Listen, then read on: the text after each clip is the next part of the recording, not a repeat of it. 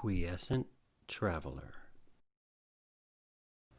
Well, this is a video from our road trip from California to Pennsylvania. Day one. We left Roseville, California about 2:30 in the afternoon. And first leg was to stay the night in Barstow with the intention to travel I-40, Interstate 40, across the United States. Any road trip in California involves In-N-Out Burger. Eventually you'll go there. If you have more than one person in the car and you're not vegetarians, you're going to end up there.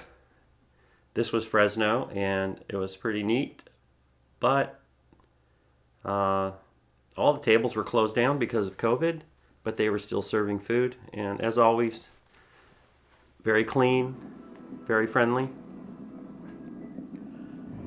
We got to Hampton Inn and Suites about 10:30, so it took us a really long time to get up 99, Highway 99.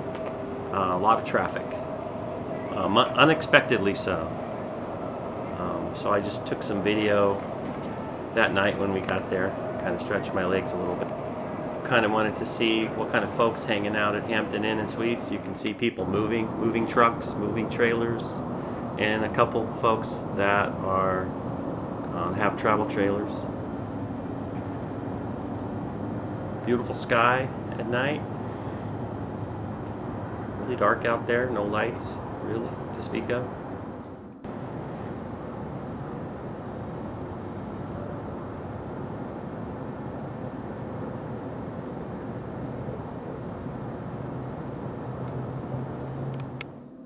Pretty dead also for a Friday night. Again, maybe this is COVID, or maybe this is just sort of the edge of town where no one really needs to go anywhere. No destinations past this area. It's a quiet spot, actually. This Hampton Inn was exceptional. Very clean, very friendly staff. We liked it a lot.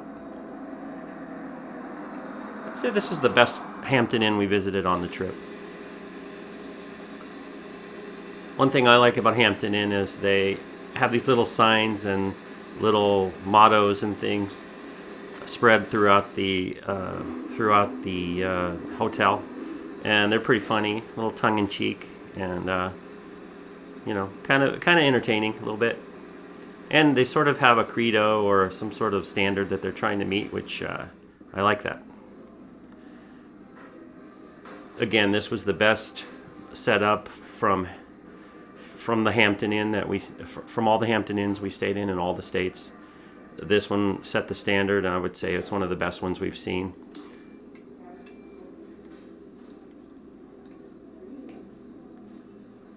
I really like their great room concept.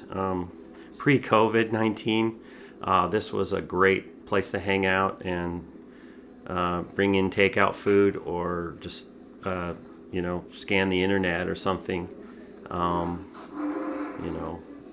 In the evenings, but now it's sort of a dead zone because of COVID-19. We got up early. Didn't have to wear a mask. No one else was in there, so had the mask at the ready. We always do. But California was not on super lockdown at this time, so that's why they had the buffet going. That was pretty good breakfast too. I was trying to set up my camera and get a wide angle shot. My friend Rajiv, he's the planner of the trip. I was just the carpool dummy riding along.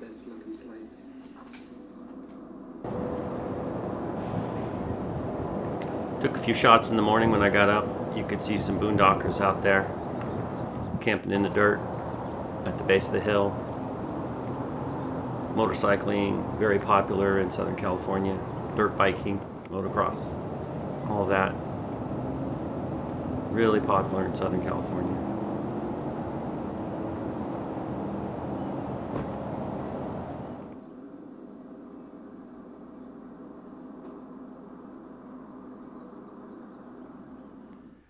Yeah, good shot of the hotel. Really exceptionally clean inside.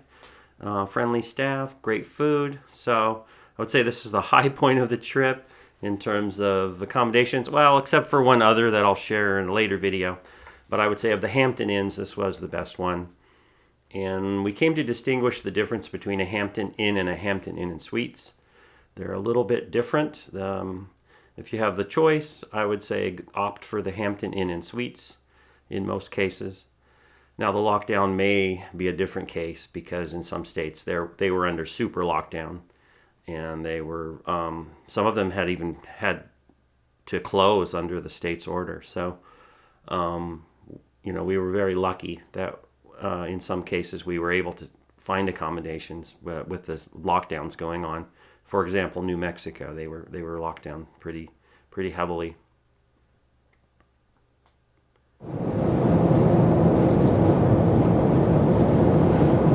So we got out on the road by about 7:30, and then we start the long journey across Interstate 40. Well, actually, I think this is I-15, Interstate 15, out of Barstow.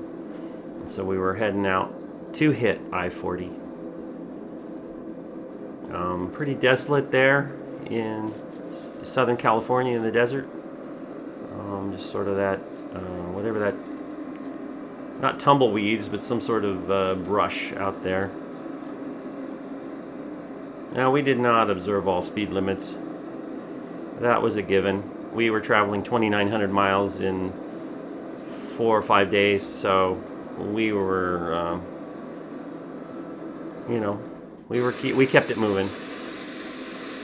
A lot of road noise in the Prius. Now this was, I believe, I had the window open, so there was just a lot of noise from the wind. But pretty desolate.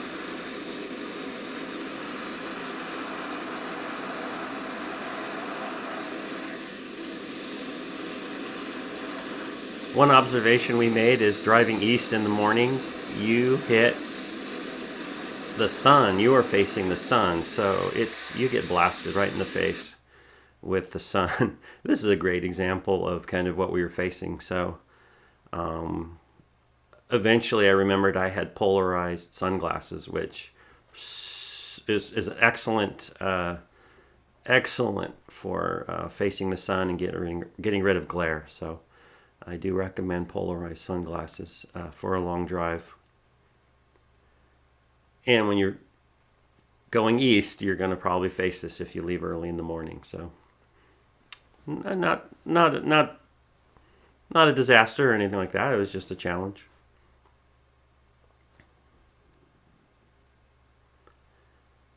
What I liked about this shot, I took a few shots out of the side of my passenger window, and I like the smoky, kind of hazy effect of the ridges, of these successive mountain ridges. And I was trying to capture that, although this was my smartphone, so I didn't get it exactly as well as I would have liked. But again, it's kind of just a smartphone.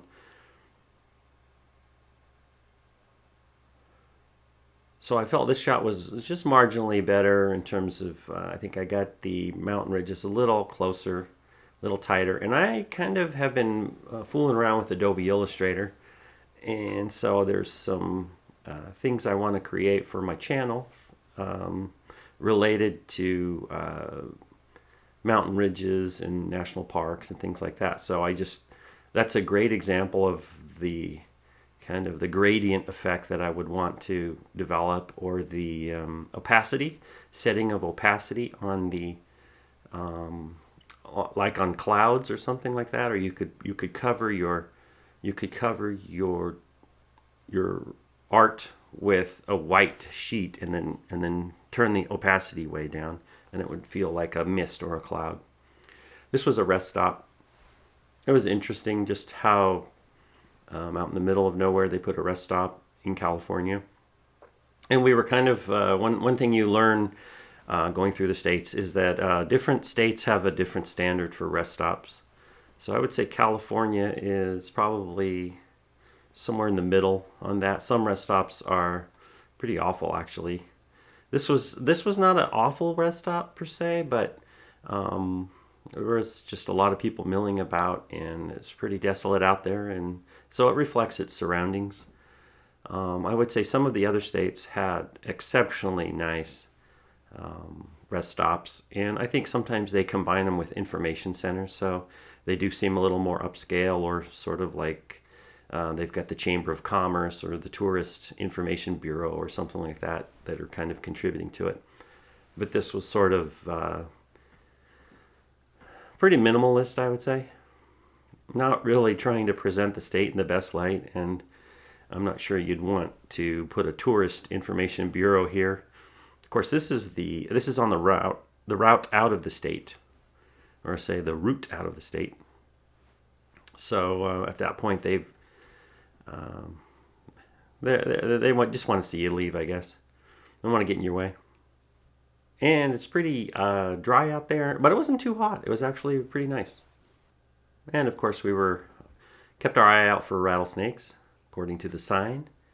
So, yeah, I'm not sure if the rattlesnakes read the sign about where they're supposed to be hiding, but assuming they can't read, then we have to kind of be watchful on their behalf.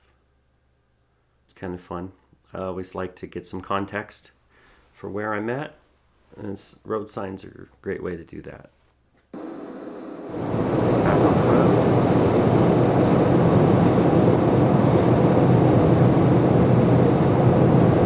So Arizona, then we cut across to Texas. We were trying to figure out where Arizona started, where California ended, and where Arizona started. So some of these videos were kind of long and early. We weren't at Arizona yet. I think we're coming up right now on this. You see the river there? No, totally wrong. Canal on the river. I think Nope. we're coming up on We weren't close to Arizona there. It's kind of funny. I thought we were coming up on the Colorado River and all that, and it turned out not to be the spot I thought it was. So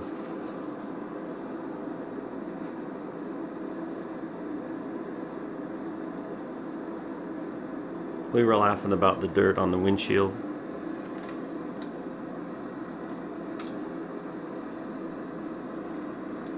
So one thing, when you're on a long car trip, you sure talk about a lot of crazy stuff, which was fun.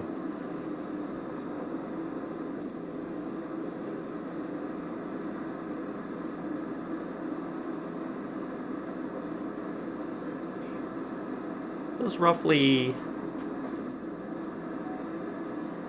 about 40 hours altogether in the car, 40 hours of driving, roughly. Let's see, we left on Friday night. That was about 8 hours of driving. The following day, about 11 hours. The day after that, about 12 hours. The day after that, probably 10. The day after that, about 11.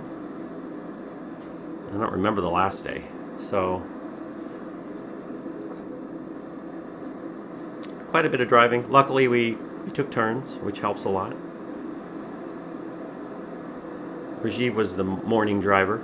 He seemed to be a little more alert in the morning, and I was a little more alert in the afternoon, so it kind of worked out. He'd drive 4 or 5 hours in the morning and then crash, and then not crash the car, but just take a nap, and I would be driving from pretty much after lunch through about 5 or 6 o'clock, and then he'd kind of take over again in the afternoon again, or evening, just depending on if he felt like it. Finally, we made it to Arizona, the state line, and I love Arizona's signs. Very bright, very easy to find.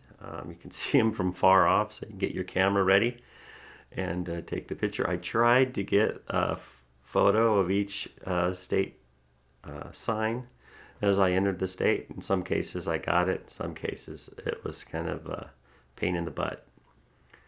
And then we were entertained by this guy's Jaguar that had a license plate that said "Later, Cali," and